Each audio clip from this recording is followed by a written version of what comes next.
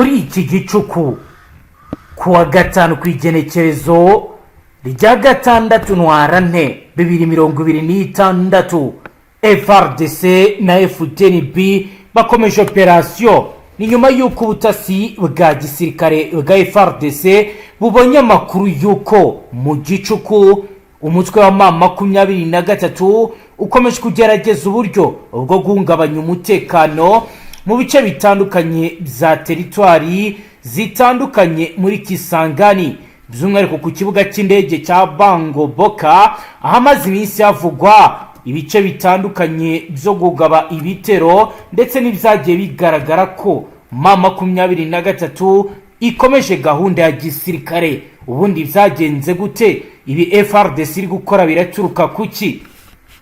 Ni nyuma y'uko bimaze iminsi bitangazwa ndetse binemezwa ko M23 iri gutegura ndetse ikagaba ibitero bikomeye ku kibuga cya Kisangani. Ni n'amakuru yemejwe n'umuvugizi wungirije w'uyu mutwe Dr Oscar Barinda. Yasubiyemo ndetse agiraganira n'itangazamakuru agira ati AFC M23 ifite amatsinda y'abakomando aja hafi ya Kisangani akagaba ibitero bigamije kuburizamo umugambi wo guhungabanya ibice igenzura. Yunzemo ati ingabo z'abakomando zigenda amanywa nijoro zijya gukora akazi zarangiza zikagaruka. Rero baragiye barakora barangije baragaruka. Iryo terabwoba niryo dushaka guhagarika kugira ngo twubahiriza gahenge dusubire ku meza y'ibiganiro tugere ku mahoro arambye.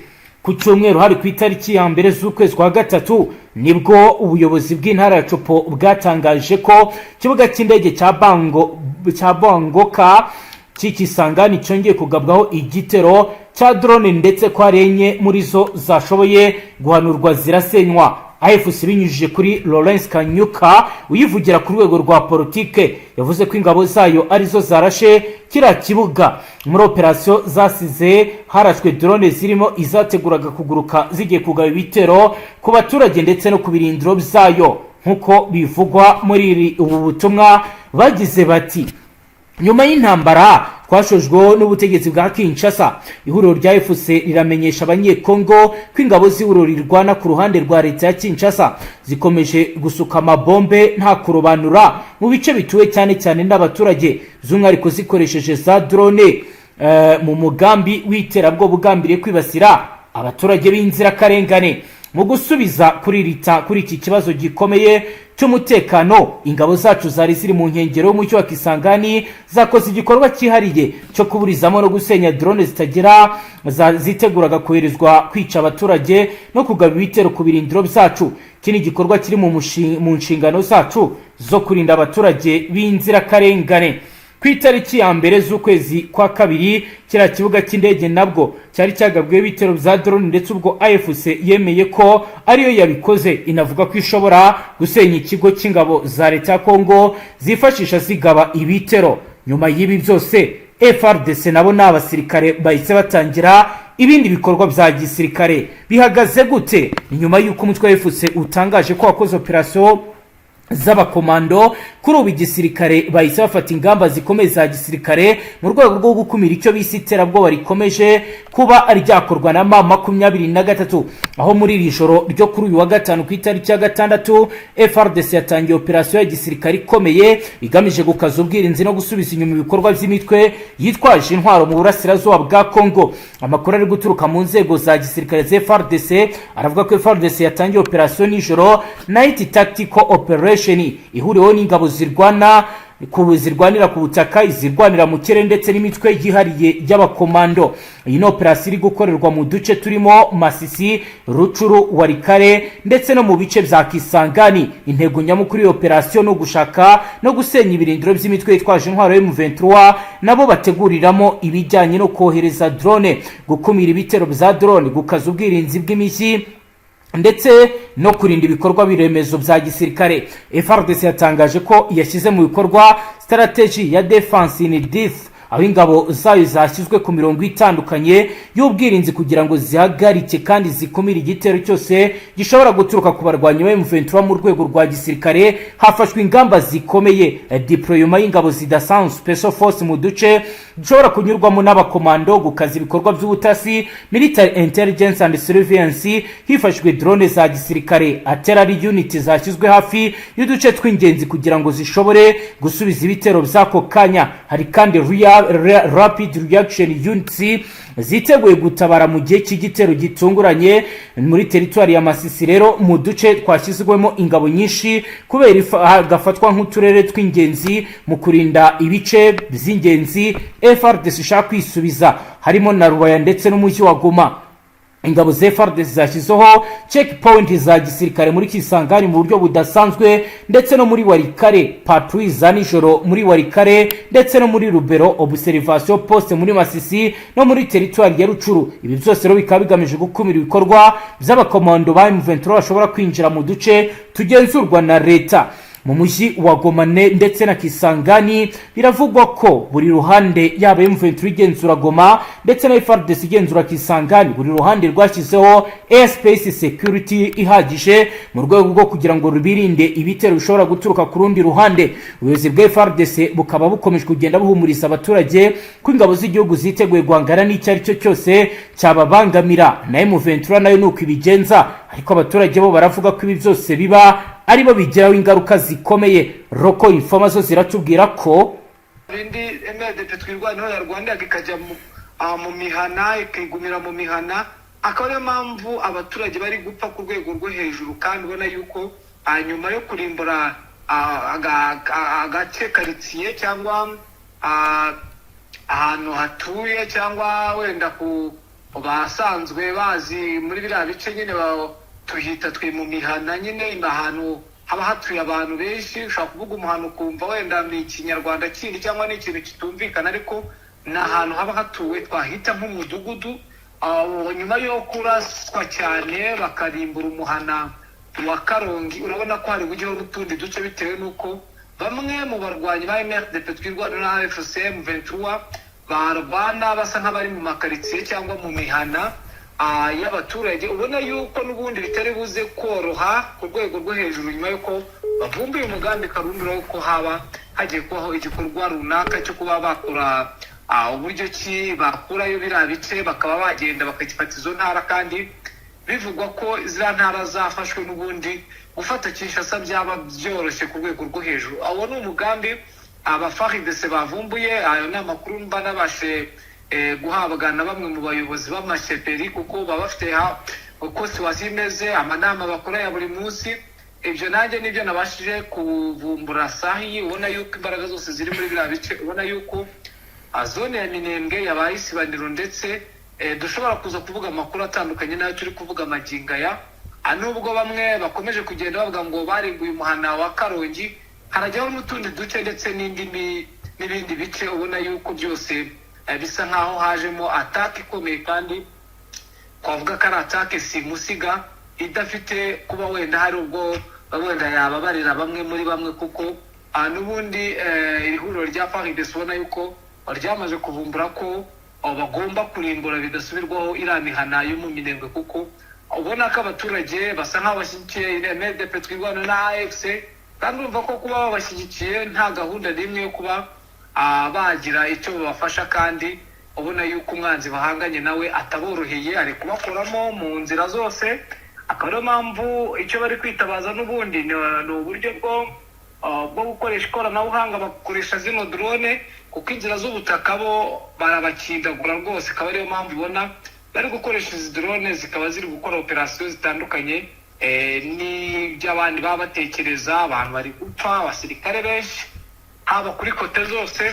Ariko icyo nakubwira cyo, aha ni zone y'irimbukiro, ni zone y'ibibazo. Urumva ko bisa nkaho bitoroshye gukoresha drone, akaba arizo zikora nyuma yuko n'ubundi bari baravumbuye uburyo drone zikorwamo naho zituruka. Benshi bazi ko zituruka Kisangani, abandi bazi ko ari Mereke ndadaye, ariko amakuru nabashije gufata hari aho ziri kuva mu burengerazuba bwa Melchior Ndadaye International Airport, drone basetinze mu gihugu cy'u Burundi zikomeje gukora akazi katoroshye bitewe n'uko bashaka ko abazi b'uru rya AFC naryo ryabababaje bitari gakeya bitewe n'abasirikare bari ba FDNB bishe batagira umubare muri biriya bice n'ubundi haba kuri Prende Ruzizi ndetse na hano muri zone ya Minembwe. Yego, dukomeje page y'amakuru yacu bwana Safari unyemerere dukomoze kuri ibiri kuvugwaho l'Alliance Fleuve Congo M23 ryigambye ko ryagavye igitero ku kibuga cy'indege cya Kisangani. Ubwo turagaruka n'ubundi turebera hamwe n'andi makuru harimo rero nuko Repubulika ya Demokarasi ya Kongo yishimiye ibihano Leta Zunze Ubumwe za Amerika zafatiye igisirikare cy'u Rwanda. Reka dutangire tubabwira ko AFC yigambye igitero cya drone Kisangani Bango Baka.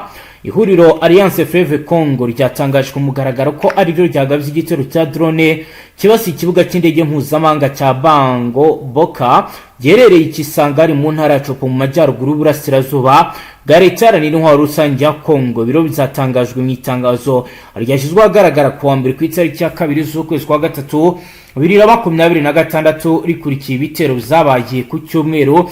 Mu itangazo ryayo AFC yasobanuye ko yagabye iki gitero igikorwa cyari kigamije kwirwanaho no kurinda umutekano w'abaturage, kigamije guhagarika no gusenya drone yavugaga ko zari zigiye koherezwa kugaba ibitero ku basivili no ku birindiro byayo biri hafi y'umujyi wa Kisangani.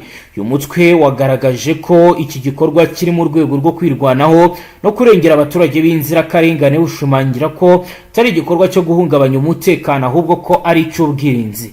Amakuru ari guturuka mu nzego z'ibanze ndetse no mu buyobozi bw'intara ya Copo yemeje ko ku cyumweru drone nye zagabye igitero ku kibuga cy'indege. Avuga ko iki gikorwa cya mbere cyaburijwemo ahagana saa 9 z'amanywa mu gihe izindi drone 6 zo mu bwoko bwa kamikazi zahagaritswe hagati ya saa 10 na saa 1 z'umugoroba.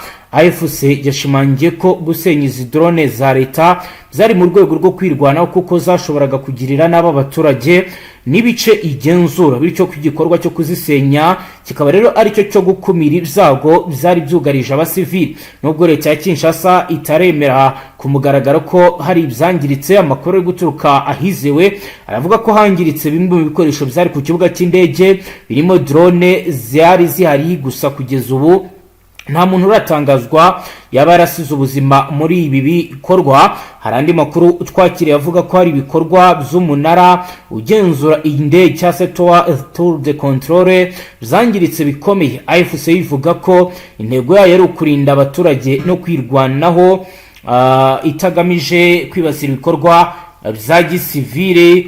AFC yongeye gushimangira ko igikorwa cyayo cyari igikorwa cyo kurengera umutekano w'abaturage mu rwego rwo gukumira ibitero byashoboraga kubagiraho ingaruka. Abaturage batuye hafi y'ikibuga cy'indege bagize impungenge z'umutekano, bamwe bahitamo kwimuka by'agateganyo mu rwego rwo kwirinda ibyago byashoboraga guterwa n'ibisasu. AFC ivuga ko impamvu y'icyo gikorwa cyo kwirwanaho ari ukurinda abo baturage kugira ngo bataba ibitambo by'intambara y'ikoranabuhanga iri gukaza umurego. Guverineri w'intara ya Copo yashinje AFC kuba inyuma y'ibi bitero, mu gihe AFC M23 yashimangiye ko ari igikorwa cyayo cyo kwirwanaho no kurinda abaturage n'ibice igenzura. So bwa mbere iki kibuga cy'indege kibasiwe n'ibi bitero za drone, kuko mu mpera z'ukwezi kwa mbere kwa 2026 AFC yari yongeye kwigamba igitero nk'ibi kuri iki kibuga, isobanura ko cyari mu rwego rwo kwirwana no gukumira ibitero byari byateguwe ku baturage ku itariki ya 31 z'ukwezi kwa mbere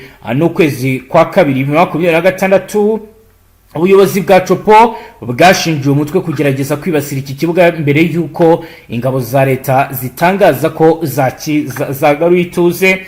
Ibitero by'indege zitagira abapilote bikomeje kugaragaza ko ikoranabuhanga rya gisirikare cyane cyane rikoreshwa na rya drone riri gufata indi ntera mu ntambara ibera mu burasirazuba bwa Kongo, by'umwihariko mu ntara ya Kivu y'Amajyaruguru ndetse n'intara ya Copo, aho ku itariki ya 24 z'ukwezi kwa 2 2026 mu gace ka Masisi mu ntara ya Kivu y'Amajyaruguru leta ya Kinshasa yagabye ibitero bya drone mu bice bigenzurwa na AFC. Amakuru yaturukaga muri ibyo bice yavugaga ko hari ibikorwa bya gisivili byangiritse ndetse n'abaturage bagizwe ingaruka. Hari kandi amakuru avuga ko hari ibisasu byagabwe hifashishijwe drone zaturutse Kisangani ni Bujumbura mu Burundi bikerekeza mu mihana ituwe n'abanyamurenge mu Mirembwe. AFC iravuga ko ibi ari bimwe mu byatumye ifata icyemezo cyo kwirwanaho no gusenya drone zikorera Kisangani mu rwego rwo kurengera abaturage. Kisangani rero nk'umujyi wa gatatu munini muri Kongo kandi ufite uraro ukomeye mu bucuruzi no mu ngendo zo mu kirere, ufatwa nk'ahantu h'ingenzi mu igenamigambi rya gisirikare n'ubukungu. AFC M23 kabishimangira ko ibikorwa byayo byo kwirwanaho bigamije kurinda abaturage no gukumira ikoreshwa ry'uyu mujyi nk'ishingiro ryo kugaba ibitero ku basivili. Kwiyongera kw'ibitero bya drone ku kibuga cy'indege no ku birindiro bya gisirikare biragaragaza ihinduka rikomeye mu mikorere y'intambara z'iki gihe mu burasirazuba bwa Kongo. Muri rusange umutekano wa Kisangani n'intara ya Chopo ukomeje kuba mukangaratete mu gihe impande zombi zikomeje gushinjanya gukoresha ikoranabuhanga rya gisirikare. AFC ikomeza gutsimbarara kw'ibikorwa byayo byose biri mu murongo wo kwirwanaho no kurengera abaturage b'inzirakarengane. Ngayo ngukorero bwana Safari wakomeza utubwira n'ibindi mbere ko turi burebe ibyo leta ya Kongo yatangaje ku bijyanye n'ibihano bizafatiwe abasirikare b'u Rwanda.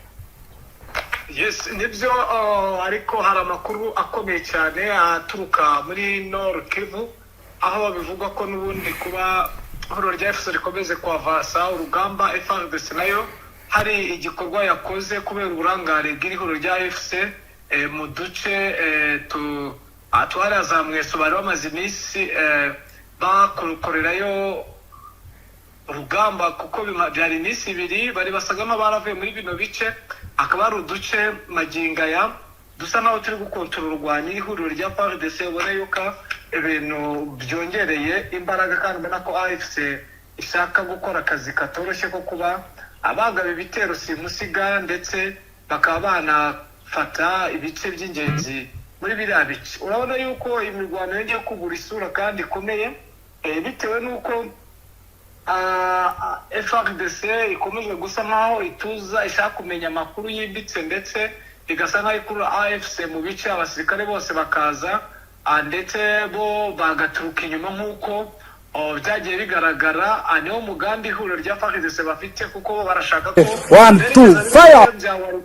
ko bya Warikare, akaba ari nayo mpamvu ubona Warikare bakomeje kugenda babigarurira, bamaze kugera ku bice byinshi bigiye bitandukanye by'ino teritwari ya Warikare, bigaragaza ko FARDC bashaka ko kuzahita baturuka inyuma, bitewe n'uko nta basirikare baba bahagije bafite. Abasigara kuri point de observation basa n'aho nta mbaraga baba bafite, bagahita noneho babaturuka inyuma kurwana nabo bigasa nk'aho biborohera. Akaba ariyo tactique iri gukorwa muri Nord Kivu. Nuko situation ihagaze saa ngiyi, nizo update zihari muri aya masaha. Hagize igihinduka twaza kubamenyesha bwana munyamakuru. Mu yandi makuru reka tuje kuri ibi biri gutangazwaho rero. Guverinoma ya Repubulika Iharanira Demokarasi ya Kongo yatangaje ko yakiriye neza icyemezo cya Leta Zunze Ubumwe za Amerika cyo gufatira ibihano abasirikare bakuru bo mu Rwanda binyujije mu rwego rushinzwe kugenzura imitungo n'ibihano mpuzamahanga mu rwego rwa Minisiteri y'Imari ya Amerika cyangwa se Office of Foreign Assets Control of ACOM. Mu itangazo ryashyizwe ahagaragara na Minisitiri w'itumanaho n'itangazamakuru wa Kongo kuri uyu wa mbere, guverinoma ya Kinshasa yagaragaje ko ibihano ari ikimenyetso gikomeye cy'iyubahirizwa ry'ubusugire n'ubwigenge bw'igihugu. Banashimangira ko bigomba kujyana n'ishyirwa mu bikorwa ry'imyanzuro yafatiwe mu masezerano azwi nka Accord de Washington. RDC rero yagaragaje ko ituze rirambye mu burasirazuba bw'iki gihugu no mu karere k'ibiyaga bigari rizagerwaho binyuze mu guhagarika inkunga iyo ari yo yose ihabwa imitwe yitwaje intwaro, kubahiriza ubusugire n'ubwigenge bw'igihugu no gukurikiza amahame y'amategeko mpuzamahanga. Guverinoma ya Kinshasa yibukije ko hakenewe ubudaheranwa mu guhuza ibikorwa bya diplomasi n'ibikorwa bigaragara ku butaka mu rwego rwo kwirinda icyo hagati y'amasezerano ashyirwa mu bikorwa n'ibishobora kunyuranya nayo. Mu gihe ibihano zatangajwe, hakomeje inzira y'ibiganiro biyobowe n'abahuza mpuzamahanga barimo Leta Zunze Ubumwe za Amerika, Qatar, Angola, hagamijwe kugarura amahoro mu burasirazuba bwa Leta Iharanira Intwaro Rusange ya Kongo. Bwana Safari, tugana ku musozo niba hari indi ngingo wenda tutibutse kukubaza wayitubwira maze tugasoza. Yes, ni Ruzizi ubona yuko yahinduye isura kandi ubona yuko aba FDNB na Fardc bamaze kwitegura, ubona yuko isaha ku isaha hari icyavumbuka kubera yuko maginga ya hero rya AFC urabona ko rishaka kwerekeza mu mujyi wa Uvira, kuko yagose umujyi wa Uvira, bigaragaza imbaraga ndetse no kuba gahunda yo AFC ishobora kuba yakwigarura no mujyi maginga ya nuko situation ihagaze sahingi niko byifashe. Yego Safari, reka tugushimire cyane dusoreze ngaha. Yego namwe reka tubashimire, namwe banywanyi mudateba kubana natwe ngaha kuri mbonesha kuri mwe rutende bashyikiriza makuru atosuye barabana n'umutekano, politike, ububanyi n'amakungu ndetse n'ubuzima bwa munsi bw'abanyagihugu. Turabashimiye dusoreje ngaha. Odukurikiye bwa mbere ufite sabone ntuzongere gucyo kundi n'amakuru ndetse n'ibindi biganiro tubashyikiriza ngaha. Hasta la vista.